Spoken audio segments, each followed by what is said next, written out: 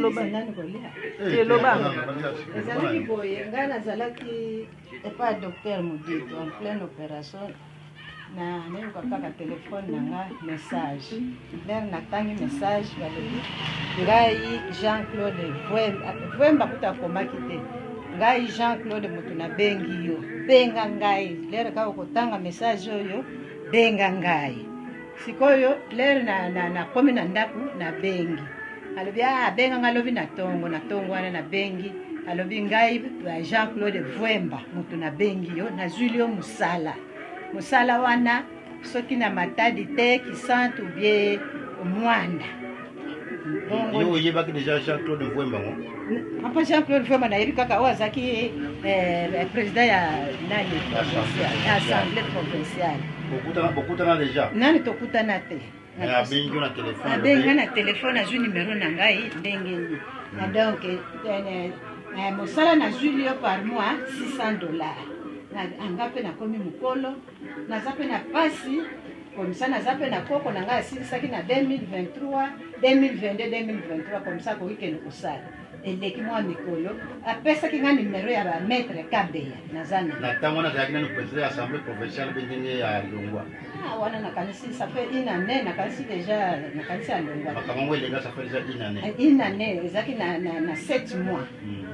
année passée sikoyo tour oyo nazwi mwa possibilité na rappele maître Kabeya nde nabenga alo maître Kabeya alobi mpona makambo ya mosala alobi okoki kozala na 100 000 francs congolais maître nakozwila yango wapi atuni nga sur place oza na ye alobi nanga aza na kisantu alobi sikoyo oza na combien nga alobi en tout cas naza na 30 000 francs congolais okende mbangu kotikela nga yango na numero oyo nabandi kokende motema eboyi na zongi na ndako eleki kilo mikolo le nakanisi pasi naza nango ale nake kosala depot ya 30 000 francs congolais na rappele namoni yango alobi nabandi sikoyo kosala dossier ya koko na yo après bakisa mbongo mpo bainspecteur basigné dossier nabakisi lisusu nabakisaki 70 000 francs congolais au total ya mbongo nyonso azwaki 140 000 francs congolais sikoyo sikoyo maître benga nga kasi naya na mwana na kisantu mpo abanda mosala sikoyo mwana aza mwana bakovanda wapi ote toza na bandako na biso ya UNICEF soki avandi 6 mois après akozwa ndako na ye moko ya kofutela ti après alobi dossier ekomi na suka bainspecteur nyonso basigné tindelanga 10 000 francs congolais alobi papa odepourvi nga nakomi vide 10 000 francs nakozwila yango wapi ti lelo nde tokoma sikoyo na dossier ya 10 000 francs sikoyo soki na rappele maître Kabeya mokolo wana na rappele ya lobi oyo bapesa kutu mbongo koleka yo bazali tindelanga kaka 10 000 francs congolais yango wana sikoyo nazoluka numero ya papa Jean-Claude Vwemba ndenge nini ye akolivre nga na maboko ya moto ya ndenge wana ça va donc soki otali bien yo oyebi nani bokutana na Jean-Claude Vwemba te nani tokutana te osola na ye mpe nanu mpe te ebandaki kaka mbala moko ozwi appel eno mama napesi numero na yo kombo na ye mpa maître Kabeya akozwila yo mosala nazwili yo mosala mais depuis opesa 140 000 francs maître Kabeya moya azwila yo mosala exacte ça va pas de problème bato mpe bakoma lokuta trop na ndimi te wana aza président na biso maître Kabeya te président Jean-Claude Vwemba aza président na biso na ndenge nayebeli ye il se peut que mutu autilisaki kombo na ye mpo escroke yo mbongo mais tolobi nano ndenge wana te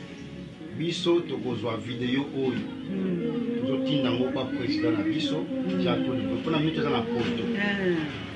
soki par exemple ayebi yango tozala tout possible moto oyo azwaki mbongo na yo totrouve ye tokokanga ye mpo azongisela yo mbongo okomprendre totinda video oyo epai ya président na biso moto oyo escrokaki yo na kombo ya président na biso tokosala tout possible bakanga ye po ete bayeba kozongisela yo mbongo na yo nimero na ye oyebi yango maître Kabeya pesa biso nimero na ye Yango pe ana loba. pesa biso numéro na ye biso moko tokobenga ye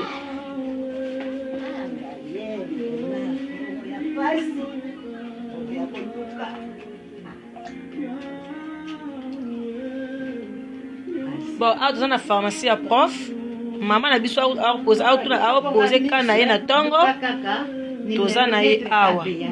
mama na biso yeyo oyo aye kopose ka na ye na ntongo oyo natindeli bino bavoice na ntongo toza ne awa toza ne pa prof motu azozwa makambo na surtout en charge tikala nokolela mama